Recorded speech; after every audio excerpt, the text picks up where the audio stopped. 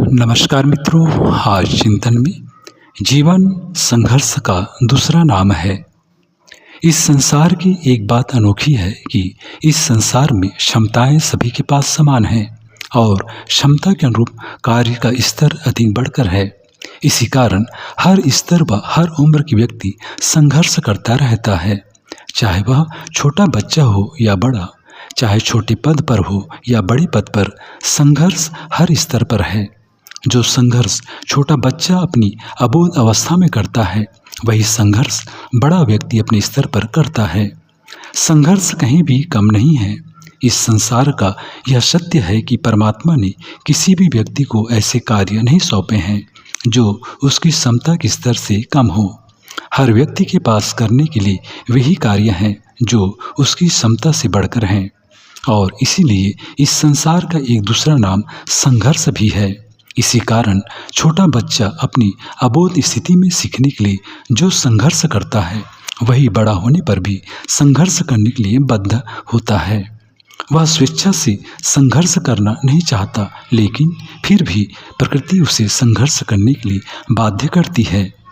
यह जीवन ही संघर्ष है। जो इस जीवन में जितना संघर्ष करने की कोशिश करता है, वह उतना ही विकास करता है, और प्रकृति भी उसके सामने तदनुरूप कठिन परिस्थितियां व चुनौती प्रस्तुत करने के लिए अपना कार्य करती रहती हैं। संघर्ष का दूसरा नाम ही जीवन है।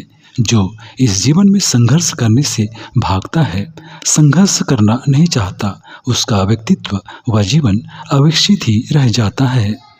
उस व्यक्ति की उम्र व शरीर जरूर विकसित हो जाता है, लेकिन उसका मन विकसित नहीं हो पाता, और अविकसित मन उस अज्ञानी व्यक्ति की तरह है जिसके पास जीवन का कोई अनुभव नहीं होता, कोई ज्ञान नहीं होता। ऐसे व्यक्ति को एक बड़ा बच्चा भी कह सकते हैं, जिसका शरीर तो विकसित हो गया है, लेकिन मन अभी अपरिपक्व ही है। संघर्ष, प्रयास व उस दौरान होने वाली भूलों को सुधारने से ही मनुष्य अपने जीवन में कुछ सीख पाता है। सीखने के लिए उसे इन चरणों से होकर गुजरना ही पड़ता है। चाहे व्यक्ति स्वेच्छा से गुजरे, चाहे अनिच्छा से, चाहे खुशी से करे, चाहे दुखी मन से, लेकिन उसे करना तो अवश्य ही पड़ता है। इसी प्रक्रिया से उसकी क्षमताएं निखरती हैं और वह सफल होने के योग्य हो पाता है। जिस व्यक्ति का जीवन जितनी कठिन परिस्थितियों से गुजरता है, वह उतना ही विकसित होता चला जाता है, और जीवन जितना आराम से गुजरता है, उतना ही वह अविकसित व सुखोभोगी हो पाता है। जीवन की कठिन परिस्थितियाँ न केवल हमारा विकास करती हैं, बल्कि हमें सही पथ पर चलने के लिए साहस भी प्रदान करती हैं। एक प्रसिद्ध ग्रीक दार्शनिक ने कहा है, जीवन में संघर्ष न हो तो व्यक्तित्व कभी परिष्कृत नहीं हो सकता। कोयला जब सदियों से संघर्षमय जीवन से गुजरता है, तभी हीरा बन पाता है। बीज को यदि संभाल कर सुरक्षित किसी डिब्बी में या तिजोरी में रखें तो वह बीज ही रहता है, अंकुरित होकर पौधा नहीं बन पाता। और यदि उसे जमीन में बो दें तो मिट्टी, खाद, पानी के संपर्क में आने से अंकुरित होने लगता है, लेकिन इस अंकुरन से पहले उसे अपने बीज वाले अस्तित्व को नष्ट करना पड़ता है। वही बीज अपने अस्तित्व को मिटाकर, स्वयं को गलाकर, मिट्टी में विलीन होकर पौधा बनता है। पौधा बनने के बाद यदि उस बीज को तलाशा जाए तो वह बीज नहीं मिलेगा। ठीक इसी तरह यदि व्यक्ति को बहुत ऐशो आराम में रखा जाए, उसे सुखोभोग की सभी चीज़ें उपलब्ध करा दी जाएं, तो वह उनमें लिप्त ही तो रहेगा, लेकिन उसका जीवन विकसित नहीं हो पाएगा, रूपांतरित नहीं हो पाएगा। जिस उद्देश्य के लिए उसे मनुष्य जीवन मिला है, वह सार्थक नहीं हो पाएगा। इसलिए एक गहरी असंतुष्टि की भावना उसके अंतर मन में, दिल में विद्यमान रहेगी कि जिंदगी में वह जो शामिल करने आया था, हासिल करने आया था, उसे जो करना था, शायद वह उसे नहीं कर पाया। भगवान बुद्ध जब तक सिद्धार्थ थे और राजमहल में रहते थे, तब तक एक सामान्य राजकुमार थे। एक सोने के डिब्बी में सुरक्षित रखे गए बीज की तरह थे।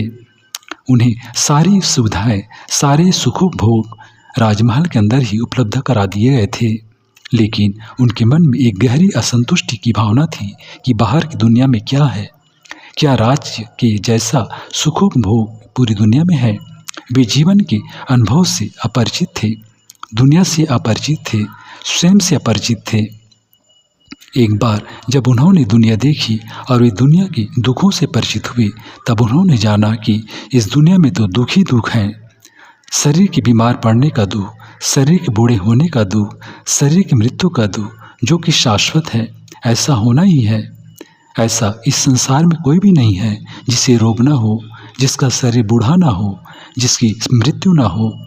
संसार के इन दुखों ने उन्हें विचलित कर दिया कि अभी तक वे जो जीवन जी रहे थे उसमें उन्हें अब तक इस प्रकार का कोई अनुभव नहीं मिला था जो जीवन का शाश्वत सत्य बताता हो।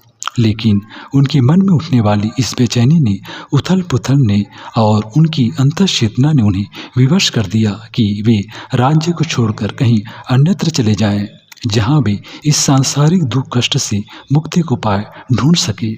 और उन्होंने जीवन को घनघोर संकटों में, गहन संघर्षों में झोंककर यह कर दिखाया। राज्य से बाहर निकलते समय उन्होंने राजकुमार की वेशभूषा को त्याग दिया और एक सामान्य वेशभूषा को धारण कर लिया।